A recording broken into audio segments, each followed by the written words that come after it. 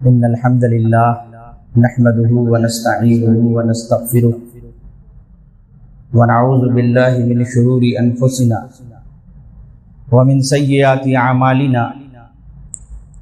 من يهده الله فلا مضل له ومن يضلل فلا هادي له وأشهد أن لا إله إلا الله وحده لا شريك له وأشهد أن محمدا عبده ورسوله أما بعد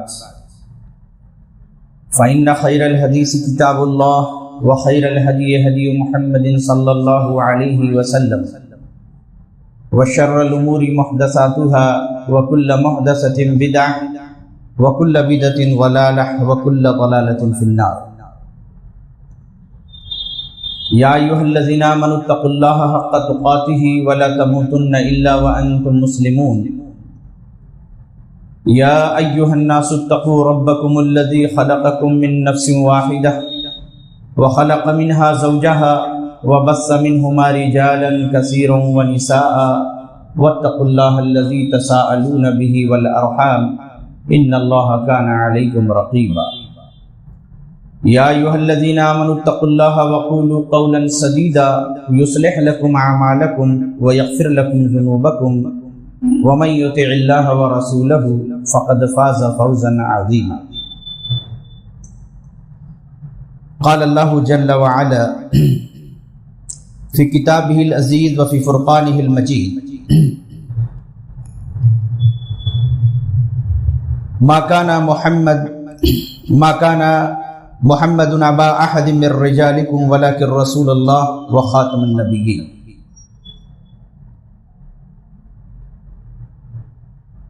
محترم ناظم جلسہ اور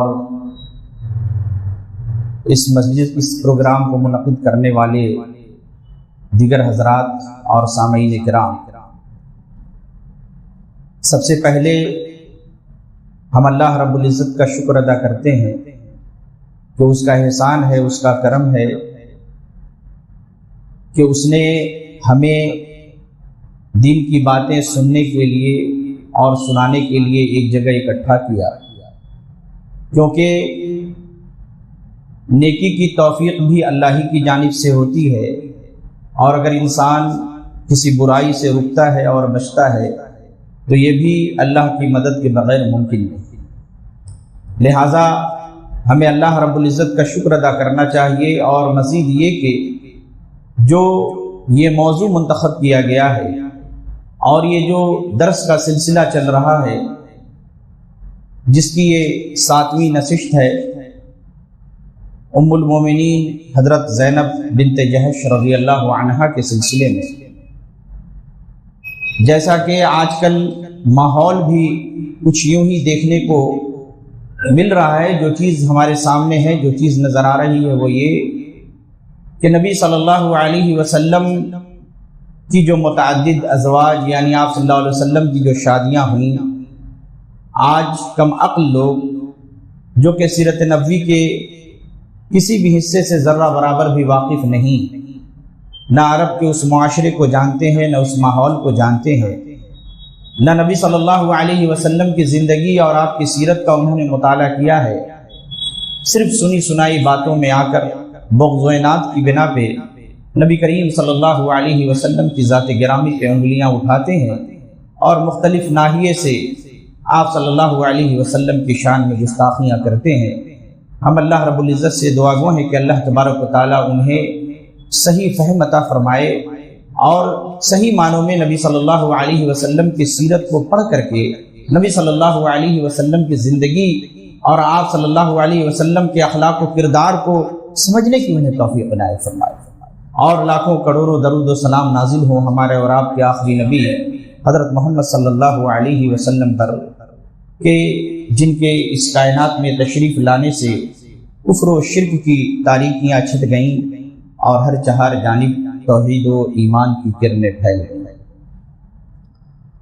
معزز سامعین، ابھی اللہ رب العزت کا شکر ادا کرتے ہوئے اس کی حمد و ثنا بیان کرنے کے بعد جن باتوں کی طرف اشارہ کیا گیا میں اپنی گفتگو کی ابتدا وہیں سے کروں گا کہ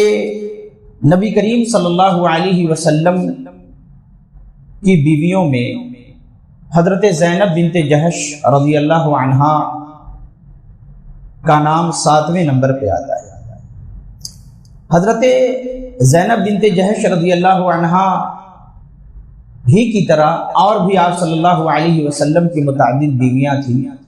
اور ابھی اس سے پہلے محترم نے آپ کے سامنے آپ صلی اللہ علیہ وسلم کی متعدد ازواج کا نام گنایا کہ ان کے بارے میں آپ لوگ سن چکے ہیں، مستفید ہو چکے ہیں۔ تو انہی میں سے آپ صلی اللہ علیہ وسلم کی ایک زوجہ حضرت زینب بنت جہش رضی اللہ عنہا ہے۔ لیکن اس سے پہلے کہ حضرت زینب بنت جہش رضی اللہ عنہا کی زندگی اور ان کی سیرت پہ روشنی ڈالی جائے، یہ مناسب معلوم ہوتا ہے کہ یہ ہو سکتا ہے کہ آپ نے اس سے پہلے بھی یہ بات دیگر خطبہ سے سنی ہو، لیکن ابھی موقع کے مناسبت اور جو حالات چل رہی ہیں اس کے اعتبار سے یہ ذہن و دماغ میں رکھنا انتہائی ضروری ہے کہ نبی صلی اللہ علیہ وسلم کی کئی شادیاں ہوئیں۔ آپ صلی اللہ علیہ وسلم نے بہت ساری شادیاں کی، جس کی بنا پہ آپ صلی اللہ علیہ وسلم کے خلاف بہت ساری کتابیں لکھی گئیں، بات کے ادوار میں بہت ساری تحریریں آپ کے نظروں سے گزرتی رہتی ہیں اور بیان بازیاں بھی ہوتی ہیں۔ لیکن ہم اہل سنت والجماعت، ہم اہل الحدیث ہیں، ہم سلفی ہیں، ہمارا منہج سڑکوں پہ آ کر کے احتجاج کرنا، پروٹیسٹ کرنا، یا یہ کہ غیر شرعی انداز میں اپنی بات کو پیش کرنا ہمارے لیے کسی بھی انداز سے زیبا نہیں، بلکہ نبی صلی اللہ علیہ وسلم کی سیرت پہ یا ہماری شریعت پہ جہاں بھی انگلی اٹھائی جائے تو ہمیں یہ چاہیے کہ ہم اللہ رب العزت کا جو فرمان ہے کہ ادعو الی سبیل ربک، کہ اللہ رب العزت کے راستے میں لوگوں کو بلاؤ، کس انداز سے؟ احسن طریقے سے بلاؤ۔ تو احسن طریقے سے بلانے میں یہ چیز بدرجہ اتم طور پر یہ داخل ہے کہ ہمیں یہ چاہیے کہ ہم نبی صلی اللہ علیہ وسلم کی سیرت، آپ صلی اللہ علیہ وسلم کی زندگی کے ان روشن پہلوؤں کو ان کے سامنے اجاگر کریں، اور جب روشنی آتی ہے تو تاریکی خود بخود چھٹ جاتی ہے۔ ہمیں تاریکیوں کو گالی دینے کی اور ان کے خلاف پروپیگنڈا اور واویلا کرنے کی ضرورت نہیں، بلکہ ضرورت اس بات کی ہے کہ ہم اپنی بات کو مثبت انداز میں لوگوں کے سامنے پیش کریں۔ یہی منہج سلف ہے اور یہی طریقہ ہر حالت میں خیر کا پہلو لیے ہوئے ہے، اور اسی سے لوگوں کی بھی اصلاح ہوگی اور ہماری بھی اصلاح ہوگی۔ بہرحال نبی صلی اللہ علیہ وسلم کی مختلف شادیوں پہ جو انگلیاں اٹھائی جاتی ہیں، اور نعوذ باللہ من ذالک نبی صلی اللہ علیہ وسلم کے بارے میں جو یہ بات کی جاتی ہے کہ آپ نے اتنی شادیاں نعوذ باللہ من ذالک خواہشات نفسانی کی بنا پہ اور مختلف وجوہات کی بنا پہ کی، تو ہمیں یہ غور کرنا چاہیے کہ نبی صلی اللہ علیہ وسلم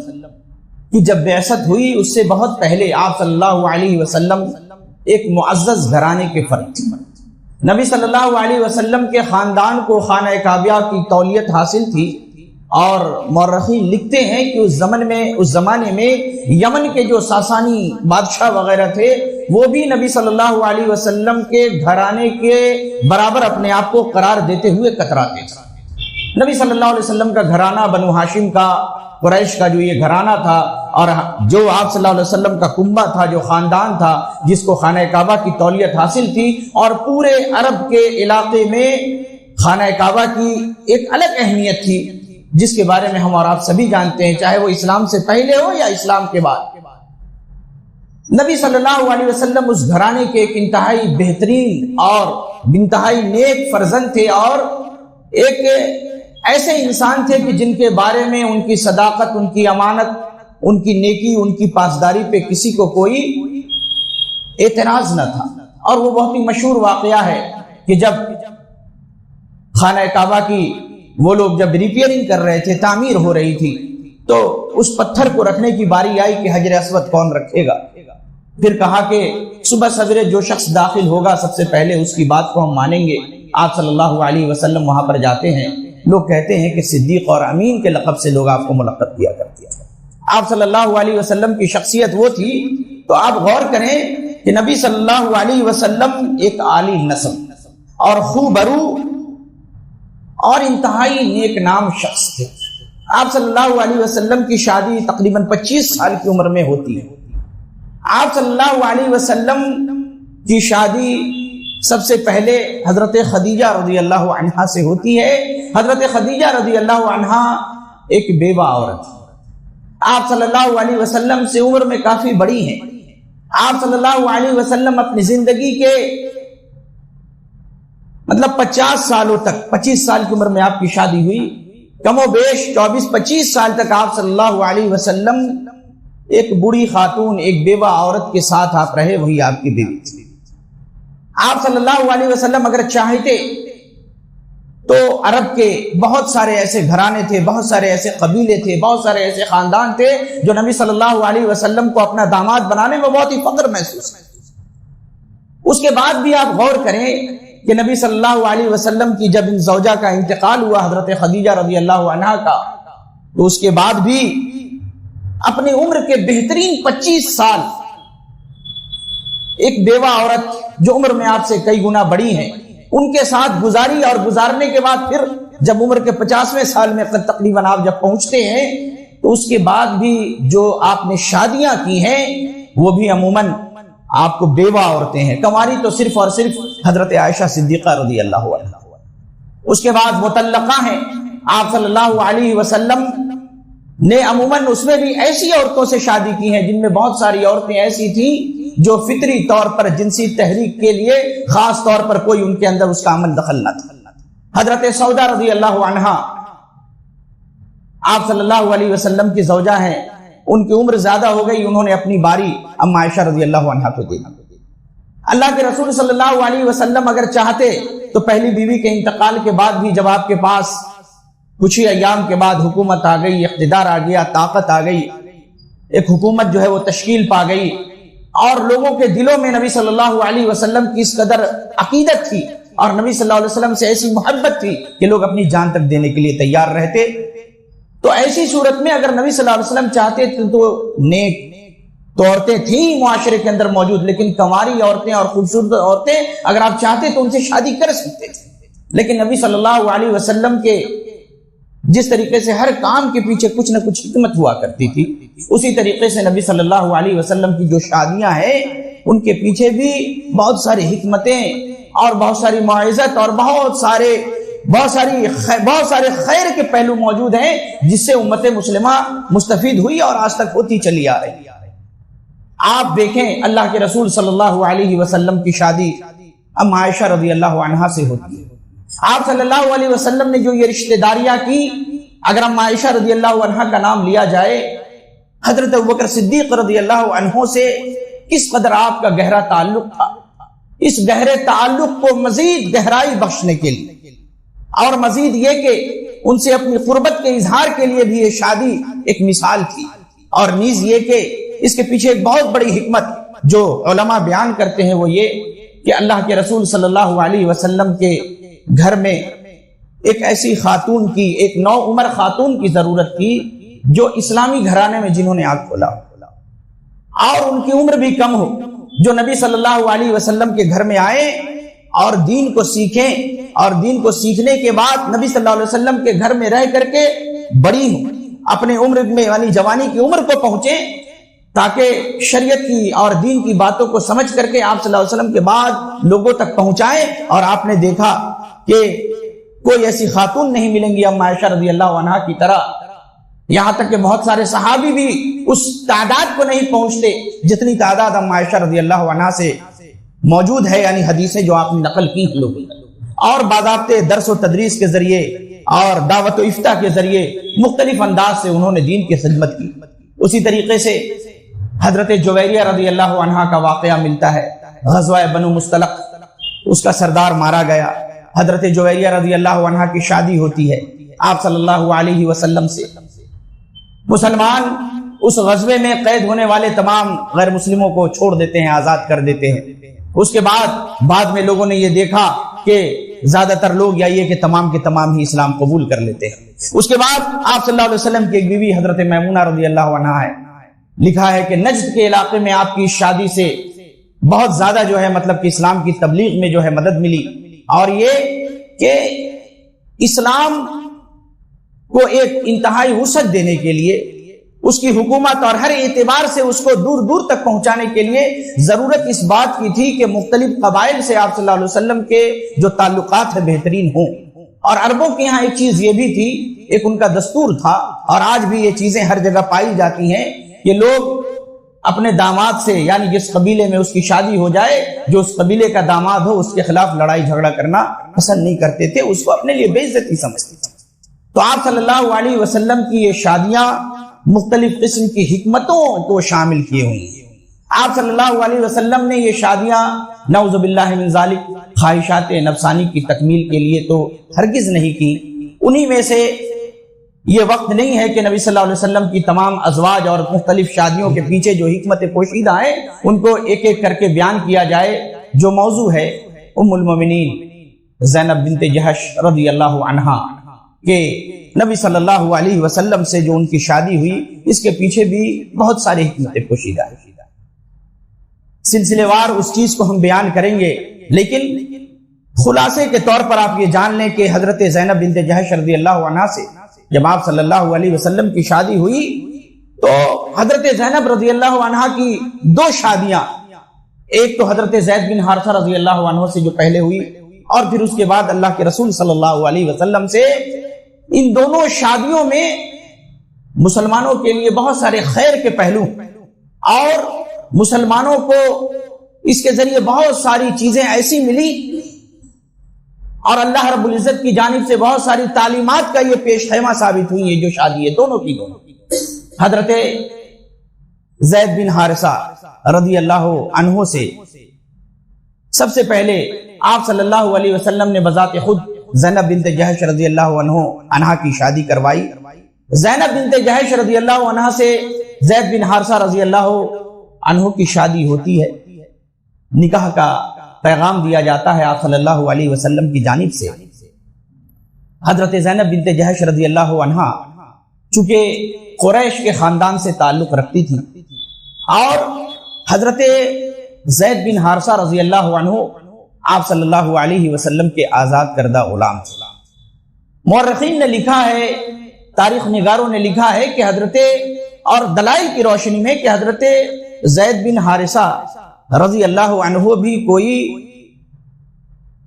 ایسے ویسے نہیں تھے، بلکہ ایک اچھے گھرانے کے فرد۔ معاملہ ایسا ہے حضرت زید بن حارثہ رضی اللہ عنہ کے بارے میں کہ آپ کا جو تعلق ہے وہ یمن میں قبیلہ کلب جو ہے اس کے قزاں سے تھا، اور آپ کے جو والد ہیں وہ حارثہ ہیں اور آپ کی والدہ کا نام سعدہ بنت ثعلبہ ہے۔ ان کا تعلق جو ہے وہ قبیلہ طے کی ایک شاخ بنی معن سے تھا۔ یہ دونوں معزز قبائل ہیں، دونوں معزز جو ہے مطلب انتہائی قدر کی نگاہ سے دیکھی جانے والی یہ دونوں کی دونوں جو ہے وہ قومیں ہیں، اسی سے تعلق حضرت زید کا تھا۔ لکھا ہے کہ معاملہ ایسا ہوا کہ حضرت زید بن حارثہ رضی اللہ عنہ بچپنے میں ہی اپنی والدہ کے ساتھ اپنے نانیہال جا رہے تھے۔ اس زمانے میں قافلے کے اوپر ڈاکوؤں کی یلغار ہوا کرتی تھی۔ ڈاکوؤں نے یلغار کیا، قافلے کے لوگوں کو مار پیٹ کر کے ختم کر دیا، بہت سارے لوگوں کو قیدی بنا لیا، ان میں حضرت زید بن حارثہ رضی اللہ عنہ بھی قید ہو گئے اسی میں۔ اس کے بعد وہ مختلف بازاروں اور منڈیوں میں بکتے رہے اور بکتے بکاتے مکہ کے بہت ہی مشہور بازار جو ہے یعنی کہ وہ جو عکاظ وہاں وہ لائے گئے، اور وہاں حکیم بن حزام نے رضی اللہ عنہ نے ان کو 400 درہم میں خریدا اور حضرت خدیجہ رضی اللہ عنہا جو آپ کی پھوپھی تھی ان کے حوالے کر دیا۔ یہاں سے زید بن حارثہ رضی اللہ عنہ کی زندگی جو ہے اس کا ایک الگ پہلو شروع ہوتا ہے۔ اللہ کے رسول صلی اللہ علیہ وسلم کی شادی حضرت خدیجہ رضی اللہ عنہا سے ہوتی ہے۔ زید بن حارثہ رضی اللہ عنہ کو اللہ کے رسول کے قریب آنے کا موقع ملتا ہے، اور پھر مورخین نے لکھا ہے کہ حضرت زید کے جو والدین تھے، ان کے گھر والے تھے، ان کو تلاش کر رہے تھے کہ ہمارا لڑکا گیا کہاں، کہاں بکا، کس نے خریدا۔ لکھا گیا ہے کہ ان کے علاقے کے کچھ لوگ حج کرنے کے لیے آئے ہوئے تھے۔ حضرت زید کو ان لوگوں نے پہچانا، جا کر کے اپنے قبیلے میں خبر دی۔ ان کے والد اور ان کے چچا اور بھائی اور دیگر خاندان کے جو لوگ بھی تھے وہ آئے، اچھی خاصی رقم لے کر کے آئے کہ جس کے پاس ہمارا لڑکا غلام ہے ہم رقم دے کر کے اس کو آزاد کرا لیں گے، اپنے گھر لے کر کے چلے آئیں گے۔ حضرت زید بن حارثہ رضی اللہ عنہ کے پاس وہ لوگ آتے ہیں، نبی صلی اللہ علیہ وسلم موجود ہیں۔ آپ صلی اللہ علیہ وسلم کہتے ہیں کہ مجھے مال کی ضرورت نہیں، اگر زید جانا چاہتے ہیں تو چلے جائیں۔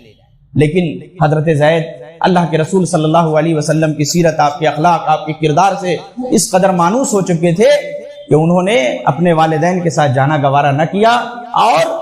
آزادی پہ ایک اعتبار سے کہیں تو غلامی کو ترجیح دی، اور آپ صلی اللہ علیہ وسلم کے پاس ہی رہنا گوارا کیا۔ یہ بہت بڑی بات ہے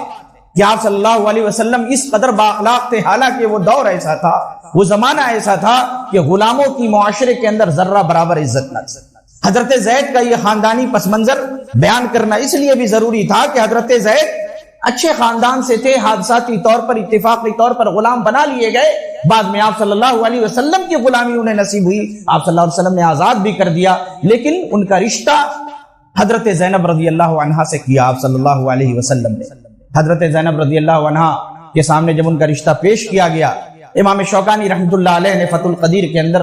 اور دیگر مفسرین نے اس کو ذکر کیا ہے کہ حضرت زینب رضی اللہ عنہا اور ان کے گھر والوں کو یہ بات کچھ اچھی نہیں لگی، کیونکہ اس زمانے میں غلاموں کی کوئی حیثیت نہ تھی۔ حضرت زید گرچہ آزاد ہو چکے تھے لیکن ان کے ماتھے پہ تو غلامی کا داغ لگ چکا تھا، اور وہ قریش کی اعلیٰ خاندان کی اور اعلیٰ نسل کی ایک عورت تھی۔ ان کے بارے میں آپ یہ سن لیں کہ حضرت زینب بنت جہش جو تھی، وہ قریش کی جو ایک شاخ ہے بنو اسد، ان سے ان کا تعلق تھا۔ ان کی والدہ کا نام امیمہ ہے، اور امیمہ جو ہیں یہ رسول اللہ صلی اللہ علیہ وسلم کے سگے دادا عبد المطلب کی بیٹی ہیں، اور آپ صلی اللہ علیہ وسلم کے والد حضرت عبداللہ کی بہن۔ اور اس اعتبار سے اگر دیکھا جائے تو امیمہ نبی صلی اللہ علیہ وسلم کی سگی پھوپھی ہوتی ہیں، اور حضرت زینب بنت جہش آپ کی سگی پھوپھی زاد بہن۔ گویا کہ زینب بنت جہش کے نانا اور آپ صلی اللہ علیہ وسلم کے دادا دونوں ایک ہی شخصیت۔ حضرت زینب رضی اللہ عنہا جو ہے ان کا نام وہ برہ تھا، نبی صلی اللہ علیہ وسلم نے تبدیل کر کے زینب کر دیا، اور زینب کا معنی انتہائی بہترین ہے، یعنی کہ خوشبودار درخت اور خوبصورت درخت کے معنی میں زینب کا جو ہے معنی لکھا گیا ہے۔ آپ صلی اللہ علیہ وسلم نے ان کا یہ نام رکھا۔ ان کی کنیت جو ہے وہ ام الحکم تھی۔ نبی صلی اللہ علیہ وسلم سے 5 ہجری میں ان کا نکاح ہوا، اور حضرت زینب بنت جہش رضی اللہ عنہا کی وفات 20 ہجری میں ہوتی ہے۔ اب آپ دیکھیے کہ حضرت زینب کتنی معزز خاندان سے تعلق رکھتی ہے۔ ان کے دل میں یہ بات آئی کہ یہ تو غلام ہیں، گرچہ ابھی انہیں غلامی سے آزادی مل چکی ہے، لیکن میں اتنے معزز گھرانے کی ہوں، تو ان کا دل جو ہے وہ گوارا نہیں کیا کہ وہ ان سے شادی کریں۔ تو اس کی تفسیر میں امام شوکانی اور دیگر لوگوں نے لکھا ہے کہ جب ان کے دل میں یہ کھٹکا پیدا ہوا، انہوں نے نکاح نہیں کرنا چاہا، جبکہ آپ صلی اللہ علیہ وسلم چاہ رہے تھے، تو قرآن کریم کی یہ آیت کریمہ اللہ رب العزت نے نازل کی کہ وَمَا كَانَ لِمُؤْمِنٍ وَلَا مُؤْمِنَةٍ إِذَا قَضَى اللَّهُ وَرَسُولُهُ أَمْرًا أَن يَكُونَ لَهُمُ الْخِيَرَةُ مِنْ أَمْرِهِمْ وَمَن يَعْصِ اللَّهَ وَرَسُولَهُ فَقَدْ ضَلَّ ضَلَالًا مُبِينًا۔ یعنی یہ کہ کسی مومن مرد یا کسی مومن عورت کے لیے یہ جائز نہیں، یہ درست نہیں کہ اذا قضى الله ورسوله امرا، کہ جب اللہ اور اس کا رسول کسی معاملے کے اندر کوئی فیصلہ کر دیں، ان يكون لهم الخيرة من امرهم، تو پھر کسی کو اللہ اور اس کے رسول کے فیصلے کے بعد کوئی اختیار باقی رہ جائے، یہ درست نہیں ہے، بلکہ اللہ کے رسول نے جب فیصلہ کر دیا تو ایک مومن کو اسے تسلیم کر لینا چاہیے۔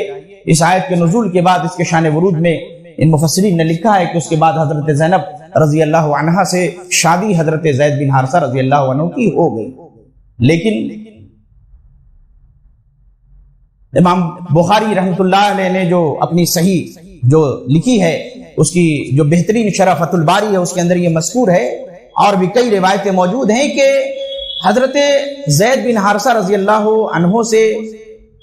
زینب بنت جہش رضی اللہ عنہا کا معاملہ کچھ بنا نہیں،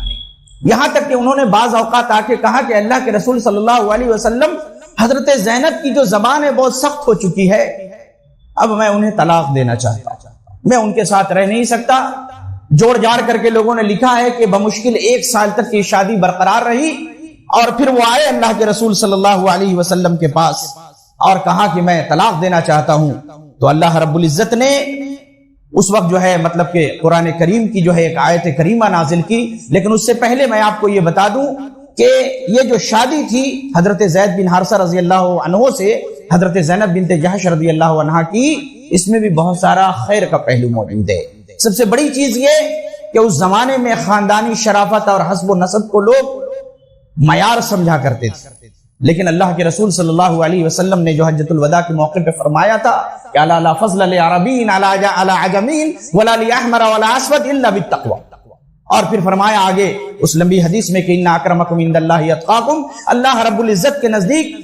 سب سے معزز وہ ہے جو تم میں سے تقوی کے اعتبار سے سب سے آگے۔ تو نبی صلی اللہ علیہ وسلم نے تقوی کو بنیاد بنایا، اور حضرت زید بن حارثہ رضی اللہ عنہ انتہائی نیک پاک باز نوجوان تھے۔ آپ صلی اللہ علیہ وسلم کے ہاتھوں کی تربیت کیے، بہت ہی دیندار، نیکوکار، پرہیزگار، انتہائی جری اور بہادر۔ مورخین نے لکھا، الاصابہ وغیرہ میں موجود ہے کہ لگ بھگ 9 لڑائیاں ایسی ہوئی کہ جس میں ان کو سپہ سالار بنایا گیا۔ تو حضرت زید بن حارثہ انتہائی ماہر تیر انداز ہیں۔ آپ دیکھیں کہ یہ واحد صحابی ہیں جن کا ذکر قرآن میں آیا، یعنی جن کا نام آیا ہے، حضرت زید رضی اللہ عنہ کا۔ تو نبی صلی اللہ علیہ وسلم نے حضرت زینب کی ان سے شادی کی تاکہ وہ دین بھی سیکھیں اپنا، اور مزید یہ کہ جو خاندانی معیار تھا اونچ اور نیچ کا، اس فرق کو نبی صلی اللہ علیہ وسلم نے مٹایا، اور یہ شادی آخرکار ہوئی۔ یہ الگ بات ہے اللہ کی مرضی کی یہ شادی نہ چل سکی، تو اس شادی سے کم از کم زمانہ جاہلیت کے اندر میں جو اونچے اور نیچے اور طبقاتی فرق جو لوگوں کے درمیان موجود تھا، اس کو نبی صلی اللہ علیہ وسلم نے عملی طور پر ختم کیا کہ اپنی سگی پھوپھیزاد بہن کی شادی اپنے آزاد کردہ غلام سے کر دی۔ اس کے بعد حضرت زید بن حارثہ رضی اللہ عنہ آپ صلی اللہ علیہ وسلم کے پاس آئے، اور پھر جب انہوں نے کہا تو آپ صلی اللہ علیہ وسلم کو اس سے پہلے اللہ رب العزت نے بذریعہ وحی خبر کر دی تھی کہ آپ کی شادی حضرت زینب رضی اللہ عنہا سے ہونی ہے۔ اور پھر قرآن کریم کی وہ آیت نازل ہوئی کہ وَإِذْ تَقُولُ لِلَّذِي وَأَنْعَمَ اللَّهُ عَلَيْهِ وَأَنْعَمْتَ عَلَيْهِ، کہ اس شخص سے آپ نے کہا کہ جس پر آپ نے احسان کیا ہے اور جس پر اللہ رب العزت نے احسان کیا، کہ امسک علیک زوجک واتق اللہ، کہ اپنی بیوی کو روکے رکھو اور اللہ رب العزت سے ڈرو۔ پھر اللہ رب العزت نے فرمایا کہ وَتُخْفِي فِي نَفْسِكَ مَا اللَّهُ مُبْدِيهِ، کہا کہ آپ اپنے دل کے اندر اس بات کو چھپا رہے تھے جسے اللہ رب العزت کو ظاہر کرنا تھا، اور آپ لوگوں سے ڈر رہے تھے۔ حالانکہ درست تو یہ ہے کہ آپ کو اللہ رب العزت سے ڈرنا چاہیے۔ یہاں جو اللہ رب العزت نے کہا کہ آپ اپنے دل کے اندر اس بات کو چھپا رہے تھے کہ جس کو اللہ رب العزت ظاہر کرنے والا تھا، مفسرین نے لکھا ہے کہ بعض مستشرقین نے کچھ انتہائی غلط روایات کو، جو اپنی استنادی حیثیت سے اس کی کوئی حیثیت نہیں، اس کو ذکر کرتے ہیں کہ نعوذ باللہ من ذالک حضرت زینب بنت جحش رضی اللہ، یہ جاننا ہمارے لیے بھی ضروری ہے کیونکہ انہی چیزوں کو اعتراض کرنے والے بیان کرتے ہیں، حالانکہ سند کے اعتبار سے انتہائی مطلب کہ مرجوح، یعنی اس کی کوئی حیثیت نہیں ہے، موضوع اور من گھڑت روایتوں سے بھی بڑھ کر کے یہ بوگس روایتیں ہیں جس کے اندر یہ ذکر کرتے ہیں کہ آپ صلی اللہ علیہ وسلم ایک دفعہ حضرت زید رضی اللہ عنہ کی غیر موجودگی میں حضرت زینب رضی اللہ عنہ کے یہاں گئے آپ، اور آپ کی نظر ان پہ پڑ گئی، اور آپ کے دل میں یہ بات آ گئی ان کے حسن و جمال سے متاثر ہو کر کے کہ مجھے شادی کرنی ہے۔ حالانکہ آپ خود غور کریں کہ نبی صلی اللہ علیہ وسلم پہ الزام لگایا جانا، آپ صلی اللہ علیہ وسلم کی پھوپھیزاد بہن، بچپن سے نہ جانے آپ نے ان کو کتنی بار دیکھا، اس وقت پردے کا حکم بھی نازل نہیں ہوا تھا، خود آپ صلی اللہ علیہ وسلم ان کی شادی انتہائی سمجھانے بجھانے کے بعد اپنے آزاد کردہ غلام حضرت زید سے کر رہے ہیں،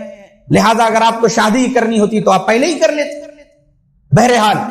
اللہ رب العزت چونکہ نبی صلی اللہ علیہ وسلم کو خبر کر چکا تھا کہ آپ کی ان سے شادی ہونی ہے، اور پھر اللہ رب العزت نے پھر یہ کہا کہ فلما قضا زید منہا وطرا زوجنا، کہا کہ جب زید نے اپنی غرض پوری کر لی تو ہم نے ان سے، اس عورت سے یعنی حضرت زینب بنت جحش رضی اللہ عنہا کی طرف اشارہ ہے کہ ہم نے آپ سے ان کی شادی کر دی، نکاح کر دی۔ کیوں؟ لِكَيْ لَا يَكُونَ عَلَى الْمُؤْمِنِينَ حَرَجٌ فِي أَزْوَاجِ أَدْعِيَائِهِمْ، کہ تاکہ مومنوں پر ان کے منہ بولے بیٹوں کی بیویوں سے شادی کرنے میں کوئی حرج نہ ہو، اذا قضوا منہن وطرن، کہ جب وہ ان سے اپنی غرض پوری کر لیں۔ اس زمانے میں منہ بولے بیٹے متبنہ، یہ جو آج کل بھی جو ایڈاپٹڈ چائلڈ ہوتے ہیں، بچوں کو گود لیا جاتا ہے، ان کو تمام حقوق دیے جاتے ہیں، اس زمانے میں بھی جب کسی کو کوئی شخص گود لیتا تھا اس کا وہ منہ بیلا بیٹا اگر قرار پا جاتا تھا تو باضابطے جو حقیقی بیٹے کی جو حیثیت ہوتی تھی، یہاں تک کہ وراثت میں بھی اسے حصہ دینا پڑتا تھا، یہ حیثیت تھی۔ اور لوگ منہ بیلے بیٹے کی بیوی سے شادی کرنے کو حرام اور انتہائی غلط اور ناجائز سمجھتے۔ اللہ رب العزت نے کیا کہا اس قرآن کریم کی آیت میں کہ اللہ تبارک و تعالیٰ یہ چاہتا تھا کہ یہ جو منہ بولے بیٹے والی رسم ہے اس کا خاتمہ ہو جائے، اور تاکہ آگے چل کر منہ بولے بیٹے کی بیویوں سے شادی کرنے میں مسلمانوں کے لیے کوئی حرج باقی نہ رہے۔ تو دیکھیے کہ شادی کے پیچھے کس قدر حکمت پوشیدہ ہے کہ ایک رسم نبی صلی اللہ علیہ وسلم آئے، دنیا میں تشریف لائے، نبی بنائے گئے، آپ نے زندگی بھر دعوت و تبلیغ اور اصلاح کا کام کیا، لیکن ان اصلاحات کے اندر ایک بہت بڑا کام یہ بھی آپ صلی اللہ علیہ وسلم کے ذمہ تھا کہ زمانہ جاہلیت کی جو خراب رسمیں موجود ہیں ان کو مٹا دیا جائے۔ اس رسم میں سے ایک یہ بھی رسم تھی، اور دوسری چیز یہ کہ لوگ حضرت زید کو زید ابن محمد بھی کہا کرتے تھے، اور وہ آپ کے منہ بولے بیٹے قرار پائے تھے، تو اللہ رب العزت نے اس کو بھی معاملہ کلیئر کر کے کہہ دیا کہ ما کان محمد ابا احد من رجالکم، کہ محمد صلی اللہ علیہ وسلم تمہارے مردوں میں سے کسی کے باپ نہیں ہے، ولکن رسول اللہ و خاتم النبیین، بلکہ وہ اللہ کے رسول ہیں اور خاتم النبیین ہیں۔ تو حضرت زینب بنت جہش رضی اللہ عنہا سے جب آپ صلی اللہ علیہ وسلم کی شادی ہوئی تو اس شادی سے منہ بولے بیٹے کی جو یہ رسم تھی اس رسم کا خاتمہ ہوا، اور آپ صلی اللہ علیہ وسلم جو حضرت زید رضی اللہ عنہ کو مفسرین نے لکھا ہے کہ جب پوچھا کہ ہم طلاق دے دیں تو آپ صلی اللہ علیہ وسلم نے کہا کہ اپنی بیوی کو روکے رکھو، اللہ سے ڈرو۔ در حقیقت آپ صلی اللہ علیہ وسلم کو تنبیہ اللہ رب العزت نے جس بات کی طرف کی کہ آپ دل کے اندر اس کو چھپائے ہوئے تھے، حالانکہ اللہ کو اسے ظاہر کرنا تھا۔ معاملہ یہ ہے کہ آپ صلی اللہ علیہ وسلم کو تھوڑا بہت خدشہ موجود تھا کہ اس زمانے میں اس معاشرے کے اندر منہ بولے بیٹے کی بیوی سے شادی کرنا ایک بہت بڑا جرم سمجھا جاتا تھا۔ اس موقع پہ نبی صلی اللہ علیہ وسلم کو حکم ہو رہا ہے شادی کرنے کا، تو آپ صلی اللہ علیہ وسلم سمجھ رہے تھے کہ شادی کے بعد لوگ انگلیاں اٹھائیں گے اور ایک بہت بڑا معاملہ ہوگا جس کو مجھے فیس کرنا ہوگا، اسی لیے کہیں نہ کہیں آپ کے اندر تھوڑی بہت جھجک تھی۔ لیکن آگے اسی آیت کے اللہ رب العزت نے بیان کیا ہے کہ آپ کو اللہ سے ڈرنا چاہیے، اور جب اللہ رب العزت اپنے نبی کے لیے کسی چیز کو حلال کر دے تو پھر پیچھے قدم نہیں ہٹانا ہے۔ اللہ رب العزت کی مرضی، وہ اپنے نبی کے لیے جس چیز کو چاہے حلال قرار دے، جس چیز کو حرام قرار دے۔ تو اللہ تبارک و تعالی نے جو حضرت زینب رضی اللہ عنہا کی شادی اللہ کے رسول سے کی، اور جب یہ آیت کریمہ نازل ہوئی تو اس کا پس منظر یہ ہے کہ جب حضرت زینب رضی اللہ عنہا کی طلاق حضرت زید سے ہو گئی، آپ نے اپنی عدت جب گزار لی، مسلم کی روایت ہے، تو اللہ کے رسول صلی اللہ علیہ وسلم نے بحکم الہی حضرت زید رضی اللہ عنہ کو ہی بھیجا اپنے شادی کا پیغام دینے کے لیے۔ حضرت زید رضی اللہ عنہ ام المومنین زینب بنت جہش رضی اللہ عنہا کے گھر تشریف لے گئے۔ کہتے ہیں کہ جب میں ان کے گھر میں جب آنگن میں ان کے گیا ان کے گھر میں، تو میں نے دیکھا کہ حضرت زینب رضی اللہ عنہا آٹے میں خمیر ڈال رہی تھی، آٹا گوندھ رہی تھی۔ وہ آپ کی بیوی رہ چکی تھی، لیکن وہ کہتے ہیں کہ جب میں نے ان کی طرف دیکھا تو میرے دل میں ان کی عظمت گھر کر گئی، اور چونکہ آپ صلی اللہ علیہ وسلم نے شادی کے لیے ان کا نام لیا تھا تو ان کی ایک ہیبت میرے دل پہ چھا گئی، اور میں نے ان کی جانب اپنی پیٹھ کر لی۔ ان کے چہرے کو دیکھنے کی میری ہمت ہی نہیں ہوئی، صحیح روایت میں موجود، مسلم کی روایت ہے۔ پھر انہوں نے حضرت زینب بنت جہش رضی اللہ عنہا کو آپ صلی اللہ علیہ وسلم کا پیغام دیا۔ حضرت زینب رضی اللہ عنہا نے کہا کہ میں کچھ نہیں بولوں گی، میں استخارہ کروں گی۔ اس کے بعد وہ مصلی پہ کھڑی ہوتی ہیں، مصلی کی طرف رجوع کرتی ہیں، نماز کی طرف اللہ رب العزت سے استخارہ کرنے کے لیے، کیونکہ انہوں نے اللہ رب العزت سے مشورہ مانگا کہ میں محمد عربی صلی اللہ علیہ وسلم سے شادی کروں یا نہیں کروں۔ انہوں نے استخارہ کرنا چاہا، ادھر اللہ رب العزت نے ان آیات کو نازل کر دیا۔ اس کے بعد یہ بات لکھی گئی ہے کہ جب اللہ رب العزت نے ان کا نکاح کر دیا، یعنی زوجنا کہا، ہم نے آپ کی شادی اس عورت سے کر دی حضرت زینب سے، تو اللہ کے رسول صلی اللہ علیہ وسلم کی وہ بیوی قرار پائیں۔ نہ نکاح، کسی نے نکاح کا خطبہ پڑھا، نہ کسی نے نکاح پڑھایا، کیونکہ اللہ رب العزت نے نکاح پڑھایا۔ اسی لیے اللہ کے رسول صلی اللہ علیہ وسلم بغیر اجازت کے حضرت زینب رضی اللہ عنہا کے ہاں تشریف لے گئے۔ آیت کریمہ نازل ہو چکی تھی، لوگ جان چکے تھے، لوگوں کو بتایا گیا، اور حضرت زینب رضی اللہ عنہا اس بات کے اوپر فخر محسوس کیا کرتی تھی. حضرت انس رضی اللہ عنہ کہتے ہیں کہ نزلت آیت الحجاب فی زینب بنت جحش. ابھی بات آگے آئے گی کہ حضرت زینب بنت جحش رضی اللہ عنہا کی دونوں شادیاں کس قدر خیر کا پہلے لی ہوئی. پہلی شادی خاندانی شرافت حسب و نسب کا جو ایک قلعہ لوگوں نے تعمیر کر رکھا تھا اس کو نبی صلی اللہ علیہ وسلم نے مسمار کر کہ دیکھو ایک اعلیٰ نسل کی قریشی عورت کی شادی ایک غلام سے ہو رہی ہے، لہذا آپ کوئی نہ کہے کہ میں اعلیٰ ہوں، میں برتر ہوں اور وہ ادنا ہے. اسلام صرف تقوی کی بنیاد پر ایک دوسرے کو پہچانتا ہے. تقوی کی بنیاد پر اللہ رب العزت کے نزدیک جو ہے کوئی انسان معزز ٹھہرتا ہے. اس کے بعد نبی صلی اللہ علیہ وسلم سے جب شادی ہوئی تو وہ بولے بیٹے کی جو رسم تھی اس کا خاتمہ ہوا. مزید یہ کہ حضرت زینب رضی اللہ عنہا کی شادی کے ہی موقع پہ حجاب کی جو آیت ہے یعنی پردے کی جو آیت ہے اس کا نزول ہوا. اللہ اکبر. مطلب کہ کس قدر مبارک اور باربرکت شادی ہے، کتنی اس کے پیچھے حکمت پوشیدہ ہے. جب یہ آیت کریمہ نازل ہوئی آپ صلی اللہ علیہ وسلم حضرت زینب کے پاس گئے تو بعد میں حضرت انس کہتے ہیں کہ نزلت آیت الحجاب فی زینب بنت جحش کہ زینب بنت جحش کے شادی کے موقع پہ آیت حجاب جو ہے حجاب کی آیتیں نازل ہوئیں. وَعَتَمَ عَلَيْهَا يَوْمَئِذٍ خُبْزًا وَلَحْمًا. آپ صلی اللہ علیہ وسلم نے اس دن بہت لمبا چوڑا ولیمہ کیا، گوشت اور روٹی لوگوں کو کھلائی، اور صحیح روایات سے ثابت ہے کہ تقریباً 300 لوگوں کو آپ نے کھانا کھلایا. 10 لوگوں کی ٹولیاں آتی تھی اور کھانا کھا کر کے لوگ جاتے تھے. وَكَانَتْ تَفْخَرُ عَلَى نِسَاءِ النَّبِي صلی اللہ علیہ وسلم وَكَانَتْ تَقُولُ. حضرت زینب بنت جحش رضی اللہ عنہا نبی صلی اللہ علیہ وسلم کی دیگر بیویوں پہ فخر کیا کرتی تھی. وَكَانَتْ تَقُولُ اور کہتی تھی کہ ان اللہ انکحنی فی السماء کہ اللہ رب العزت نے، بخاری کی روایت ہے کہ اللہ رب العزت نے میرا نکاح آسمانوں میں کیا ہے. اور ایک دوسری روایت یہ بھی بخاری کی ہے، وہ کہتی تھی کہ زوجکن اہالکن کہ تمہاری جو شادیاں ہوئی ہیں نبی صلی اللہ علیہ وسلم کی دیگر بیویوں کو وہ کہتی تھی وہ تو تمہارے گھر والوں نے کی ہے، تمہارے باپ نے، بھائی نے، تمہارے خاندان والوں نے کی ہے. وَزَوَّجَنِي اللَّهُ تَبَارَكَ وَتَعَالَى مِنْ فَوْقِ 7 سماوات. لیکن اللہ رب العزت نے میری شادی 7 آسمان کے اوپر کی.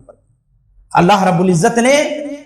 زینب رضی اللہ عنہ کی شادی خود کی، یعنی قرآن کریم کی آیت نازل ہوتی ہے. اس کے بعد امام شوکانی نے تو یہاں تک لکھا، بعض لوگوں نے مہر کی رقم کا ذکر کیا ہے لیکن وہ کہتے ہیں کہ جب یہ شادی ہو گئی تو عام آدمی کی جس طرح شادی ہوتی ہے، مہر کی رقم ہے، دیگر چیزیں بھی نہیں تھی. بہرحال اس میں اختلاف ہے، لیکن آپ صلی اللہ علیہ وسلم کی شادی اللہ رب العزت نے حضرت زینب سے کروائی، اور حضرت زینب رضی اللہ عنہا اس پر اللہ رب العزت کا بہت شکر ادا کیا کرتی تھی. اور حضرت زینب رضی اللہ عنہا بہت ہی زیادہ متقی اور پرہیزگار عورت تھی. ان کے تقوی اور طہارت کا معاملہ خود ام عائشہ رضی اللہ عنہا ذکر کیا کرتی ہیں، جو کہ حدیث کے اندر موجود ہے. اور اس قدر نیک انسان تھی کہ آج حضرت زینب رضی اللہ عنہا کے تعلق سے ایک بہت ہی اہم بات آپ کے سامنے یہ بیان کرنی ہے کہ ہم میں سے بہت سارے ہمارے معاشرے کے اندر مرد ہوں یا عورت، اگر کسی کے لیے ہمارے دل میں کوئی خلش ہوتی ہے، ہمیں ایسا محسوس ہوتا ہے کہ کوئی ہم سے آگے نکل رہا ہے، تو ہم اس کی ٹانگ کھینچنے کی کوشش کرتے ہیں. اور اگر بالاتفاق اس کے اوپر کوئی الزام لگ جائے، کسی بہتان کی زد میں وہ آ جائے، تو سب سے پہلے ہم اپنی دست درازی نہیں بلکہ زبان درازی شروع کر دیتے ہیں، اور اس بہتان کے اندر یا پھر کسی مشکل میں اگر وہ پڑ جائے تو ہم اس میں ہاں میں ہاں ملا کر کے بغیر کسی تحقیق کے اپنے آپ کو اس میں شامل کر لیتے ہیں اور اس کی تائید کرتے ہیں کہ ہاں وہ شخص ضرور ایسا ہوگا. واقعی میں کہتا ہوں کہ ہاں وہ کمینہ انسان ہے، وہ ایسا ہے اور وہ ویسا ہے. حضرت زینب رضی اللہ عنہا فخر کیا کرتی تھی اپنی شادی پہ، اور اما عائشہ رضی اللہ عنہا کہتی ہیں، صحیح روایتوں میں موجود ہے کہ میری ہمسری اور میری برابری اگر کوئی عورت کرتی تھی نبی صلی اللہ علیہ وسلم کی ازواج میں تو حضرت زینب بنت جحش رضی اللہ عنہ. حضرت زینب بنت جحش رضی اللہ عنہ اللہ کے رسول صلی اللہ علیہ وسلم کو بہت محبوب تھی. اما عائشہ رضی اللہ عنہ اور ان سے جو ہے ان دونوں میں مسابقت چلتی رہتی تھی. حضرت عائشہ رضی اللہ عنہ پہ جب اس کے موقع پہ جب آپ کے اوپر الزام لگایا گیا تو اس وقت زینب بنت جحش رضی اللہ عنہ کی بہن حمنہ بنت جحش بھی اس میں غیر ارادی طور پر شریک ہو گئیں. لیکن جب زینب بنت جحش رضی اللہ عنہ سے اللہ کے رسول صلی اللہ علیہ وسلم نے پوچھا کہ آپ نے ان کو کیسا پایا، تو ان کے پاس موقع تھا. اگر ہم جیسے لوگ ہوتے تو فوراً جو ہے اس موقع سے فائدہ اٹھا کر کے کچھ نہ کچھ ادھر ادھر کی بات کر دیتے، لیکن وہ لوگ انتہائی پاک نفس کے مالک تھے اور انتہائی پاکیزہ لوگ تھے۔ حضرت زینب رضی اللہ عنہا کیا کہتی ہیں؟ واللہ ما علمت علیہا الا خیر، کہ میں نے تو اللہ کی قسم ان میں خیر کے علاوہ، بھلائی کے علاوہ کچھ نہیں پایا۔ اللہ اکبر، اپنی سوتن ہے، اپنی کی سوکن ہے، لیکن انہوں نے جو حق بات تھی اسی کو بیان کیا۔ اس لیے ام عائشہ رضی اللہ عنہا کہتی ہیں کہ ولم ارا امرأۃ قط خیرا فی الدین من زینب، کہ میں نے خیر کے معاملے میں، دین میں بھلائی کے اعتبار سے زینب سے بہترین عورت کسی کو نہیں پایا، اور وعتق اللہ، اور سب سے زیادہ اللہ سے ڈرنے والی، واصدق حدیثا، اور سب سے سچی بات کہنے والی، واوصل للرحم، اور سب سے زیادہ صلہ رحمی کرنے والی، واعظم صدقہ، اور سب سے زیادہ صدقہ کرنے والی۔ یہ جو سوکن ہے جن سے ان کی کمپٹیشن چلا کرتی تھی، وہ ان کی اس قدر تعریف کر رہی ہیں، اور حضرت زینب بنت جحش رضی اللہ عنہا واقعی بہت زیادہ صدقہ کیا کرتی تھی۔ الاصابہ وغیرہ کے اندر موجود ہے کہ جب حضرت زینب بنت جحش رضی اللہ عنہا کا انتقال ہوا تو بستی اور علاقے اور شہر کے جو فقراء تھے، جو مساکین تھے، ان کے اندر ایک کھلبلی مچ گئی، ایک بے چینی پیدا ہو گئی، اضطراب پیدا ہو گیا ان کے انتقال کا خبر سن کر کے۔ کیوں؟ بہت زیادہ صدقہ کیا کرتی تھی۔ حضرت عمر فاروق رضی اللہ عنہ نے ان کا سالانہ وظیفہ مقرر کر رکھا تھا۔ ایک دفعہ انہوں نے 12,000 درہم بھیجے، 12,000 درہم۔ حضرت زینب بنت جحش رضی اللہ عنہا نے سب تقسیم کر ڈالا، غریبوں میں، رشتہ داروں میں، ادھر ادھر جو نادار تھے سب کو، اپنی باندی کو کہتی گئی اس کو بلا کے لاؤ، اس کو بلا کر کے لاؤ۔ آخر میں وہ کہنے لگی کہ میرے لیے بھی کچھ ہے، تو انہوں نے کہا ٹھیک ہے، کپڑے کے نیچے جو ہے وہ لے لو، تو کہتی ہیں کہ 85 درہم۔ اور پھر انہوں نے دعا کی کہ اللہ تبارک و تعالی اگلے سال، اس سال کے بعد اگلے سال تو مجھے عمر کے اس عطیے سے مطلب محفوظ رکھنا۔ اور پھر وہ سال آیا ہی نہیں کہ حضرت عمر جو ہے پھر ان کو جو ہے وہ سالانہ وظیفہ بھیجتے۔ حضرت زینب رضی اللہ عنہا کا انتقال ہو گیا، اور نیز یہ کہ اللہ کے رسول صلی اللہ علیہ وسلم نے فرمایا تھا کہ میرے بعد مجھ سے جو میری بیوی سب سے پہلے ملے گی وہ ہوگی کہ جس کے ہاتھ سب سے لمبے ہوں گے۔ یہ بھی صحیح ترین روایت ہے۔ تو صحابیات اس کو سمجھی نہیں، وہ لوگ آپس میں ایک دوسرے کا اپنا ہاتھ جو ہے وہ ناپنے لگی۔ مراد یہ تھی، بات اصل میں یہ تھی کہ جن کا ہاتھ سب سے لمبا ہوگا۔ اور بعد میں جب حضرت زینب رضی اللہ عنہ کا انتقال ہوا تو لوگوں کو بات سمجھ میں آ گئی کہ ہاتھ لمبی ہونے سے مراد یہ تھی کہ آپ حضرت زینب رضی اللہ عنہ جو تھی ام المومنین، وہ بہت زیادہ صدقہ و خیرات کیا کرتی تھی۔ تو اب حضرت زینب رضی اللہ عنہا کی شادی کا جو ایک بہترین پہلو ہے مسلمانوں کے لیے، جو آیت حجاب کا جو نزول ہے، یعنی وہ آیت کریمہ کہ جس میں اللہ رب العزت نے جو ہے وہ پوری کی پوری لمبی آیت ہے کہ یا ایھا الذین آمنوا لا تدخلوا بیوت النبی الا ان یؤذن لکم، اور پھر آگے فرمایا وَإِذَا سَأَلْتُمُوهُنَّ مَتَاعًا فَاسْأَلُوهُنَّ مِن وَرَاءِ حِجَاب۔ تو یہ جو پوری آیت ہے جو نازل ہوئی، اس کا پس منظر یہ ہے، مسلم کی روایت ہے کہ حضرت زینب رضی اللہ عنہا سے جب آپ صلی اللہ علیہ وسلم کی شادی ہوئی، آپ صلی اللہ علیہ وسلم نے یہ بتایا گیا کہ کافی لمبا چوڑا ولیمہ کیا، 300 کے قریب افراد نے کھانا کھایا، 10-10 کی ٹولی میں لوگ آتے گئے، اور ولیمے کی مجلس کے ختم ہونے کے بعد بھی بہت سارے لوگ آپ صلی اللہ علیہ وسلم کے گھر میں وہاں بیٹھے رہے۔ آپ صلی اللہ علیہ وسلم کو اس سے تکلیف ہوئی۔ آپ صلی اللہ علیہ وسلم، بعض روایتوں کے اندر ہے کہ بار بار آپ کمرے کے اندر جاتے تھے اور باہر آتے تھے۔ کچھ لوگ تو آپ صلی اللہ علیہ وسلم کی اس کیفیت کو دیکھ کے سمجھ گیا اور اٹھ کر کے چلے گئے، لیکن روایتوں میں موجود ہے کہ پھر بھی 3 لوگ ایسے تھے جو بیٹھے رہے، نام ان کا ذکر نہیں کیا گیا بلکہ وہ بیٹھے رہے۔ آپ صلی اللہ علیہ وسلم اپنی بیویوں کے حجروں کی طرف گئے، ان سے مبارکبادیاں آپ نے قبول کی، اور پھر جب آپ کو خبر کی گئی کہ یہ جو افراد بیٹھے ہوئے تھے آپ صلی اللہ علیہ وسلم کے گھر میں بیٹھ کر کے گپیں کر رہے تھے، وہ ادھر ادھر کی باتیں چل رہی تھی، آپ صلی اللہ علیہ وسلم کو تکلیف ہو رہی تھی کہ وہ لوگ چلے جائیں، لیکن آپ صلی اللہ علیہ وسلم اس قدر حیا والے تھے کہ آپ صلی اللہ علیہ وسلم ان کو کہتے ہوئے شرما رہے تھے کہ آپ نے جب کھانا کھا لیا ہے، آپ کا کام ہو گیا، تو آپ اپنے گھر چلے جائیے۔ لیکن آپ صلی اللہ علیہ وسلم کو یہ کہتے ہوئے گوارا نہیں تھا، آپ صلی اللہ علیہ وسلم انتہائی حیادار تھے، آپ کہہ نہیں پا رہے تھے۔ اس کے بعد صحابی رسول کہتے ہیں کہ آپ صلی اللہ علیہ وسلم اپنے کمرے میں گئے اور ہمارے درمیان جو ہے وہ پردہ آپ نے جو ہے وہ لگا دیا۔ اسی وقت جو ہے یہ پردے کی آیت کا نزول ہوا، اور آپ صلی اللہ علیہ وسلم کے اوپر جو آیت نازل ہوئی، مسلمانوں کو اس کے اندر میں حجاب کے جو دستور ہیں، جو قواعد ہیں، اس سے مسلمانوں کو بتایا گیا کہ آپ کو کس طریقے سے جانا ہے۔ اور وہ آیت کریمہ جب آپ پڑھیں گے تو اس میں یہ بات بھی بتائی گئی ہے کہ کسی کے گھر جانے کا مطلب کیا ہے، کس طریقے سے کسی کی دعوت میں جانا ہے، مزید یہ کہ کھانا کے تیار ہونے سے بہت پہلے جا کر کے وہاں بیٹھ کر کے اڈا جما دینا، یہ بھی مناسب نہیں۔ جس وقت بلایا جائے اس وقت آپ کو جانا ہے، جب آپ کا کام ختم ہو جائے پھر گھر والے کے یہاں سے آپ کو نکل جانا ہے۔ تو یہ حضرت زینب بنت جحش رضی اللہ عنہا کی شخصیت ہے، جن کے بارے میں کہا گیا کہ 20 ہجری میں جو ہے ان کی وفات ہوئی، اور یہ انتہائی قدیم الاسلام تھی، اور لگ بھگ 19 یا 21 سال کی عمر میں انہوں نے اسلام قبول کیا، کہ جس وقت اللہ کے رسول صلی اللہ علیہ وسلم دار ارقم میں داخل بھی نہیں ہوئے تھے، یعنی کہ اسلام ان کا بہت ہی شروع کا ہے، ابتدا کا ہے۔ تو حضرت زینب بنت جحش رضی اللہ عنہا کی یہ وہ زندگی ہے کہ جس میں مسلمانوں کے لیے بہت سارے خیر کے پہلو اور بہت ساری حکمتیں اس کے اندر پوشیدہ ہے۔ تو ہمیں یہ چاہیے کہ ہم اللہ کے رسول صلی اللہ علیہ وسلم کی زوجہ ام المومنین حضرت زینب بنت جحش رضی اللہ عنہا کے سیرت کے بارے میں جو باتیں جانتے ہیں، اور نیز یہ کہ آپ صلی اللہ علیہ وسلم کی دیگر بیویاں بھی جو ہیں اس میں بھی جو شادی کے اندر حکمتیں پوشیدہ ہیں، آج کے دور میں ابھی جو حالات چل رہے ہیں اس کے لیے ضروری ہے کہ ہم اس کو جانیں، ہم سیرت کی کتابوں کا مطالعہ کریں، اور اگر کہیں ہمارے دوست و احباب موجود ہوں، اور آج کل سوشل میڈیا کا دور ہے، لوگ فیس بک پر، واٹس ایپ پہ، ٹویٹر پہ اور ٹیلی گرام پہ کچھ نہ کچھ لکھتے رہتے ہیں، ان جگہوں پہ ہمیں اشتعال انگیز بیان بازی سے بچنا چاہیے، بلکہ نبی صلی اللہ علیہ وسلم کی ان شادیوں کے پیچھے جو حکمتیں ہیں، آپ صلی اللہ علیہ وسلم کی زندگی جس اعلیٰ اخلاق و کردار کا نمونہ ہے، جس کے بارے میں عائشہ رضی اللہ عنہا نے کہا تھا کہ کان خلقہ القرآن، تو ہمیں اس کا مطالعہ کرنا چاہیے، محنت کرنی چاہیے، سیرت کا مطالعہ کرنا چاہیے، سب سے زیادہ ضروری ہے۔ اور سیرت کا مطالعہ کر کے مثبت انداز میں بہترین پہلو اس کا اپنا کر کے، اور اچھے انداز میں فیس بک یا واٹس ایپ پہ جہاں بھی، یا اپنے مجلسوں میں دوست و احباب کے پاس، یا کاروباری حلقوں کے اندر میں جہاں بھی موقع ملے، احسن طریقے سے اگلے شخص کی بات اور اس کی تلقی کو